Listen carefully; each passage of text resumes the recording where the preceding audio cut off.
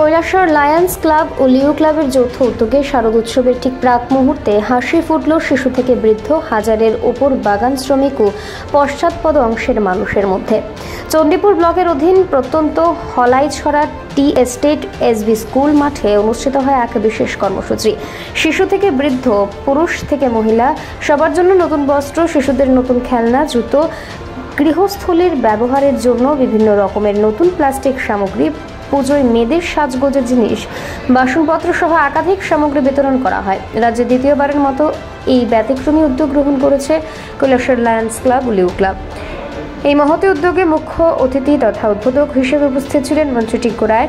এছাড়াও উপস্থিত ছিলেন ঊনকোটি জেলা পরিষদের সভাধিপতি অমলেন্দু দাস, জেলা শাসক দিলীপ কুমার চাকমা, লায়ন্স ক্লাবের district coordinator Rajesh Agarwal, cabinet secretary Dilip Kumar Sarab, deputy cabinet secretary Tapas Saha, Kailashahar lions club সম্পাদক প্রান্তোষ রায়, সভাপতি সুপ্রিয় দেব রায়, সার্ভিস চেয়ারম্যান অধ্যাপক সঞ্জীব চৌধুরী সহ অন্যান্যরা।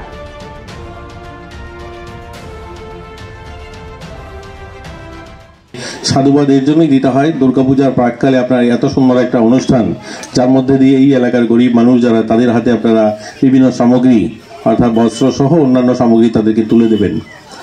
আমরা সকলেই জানি দুর্গাপুজোর সময় আমাদের একটাই লক্ষ্য থাকে সকলের, যে অশুভ শক্তির বিনাশ হোক, শুভ শক্তির যেন আবির্ভাব হয়, প্রত্যেকটা মানুষের জীবনে যেন সুখ সমৃদ্ধি আসে, এটা নিয়েই আমরা মায়ের কাছে ব্রতী হই।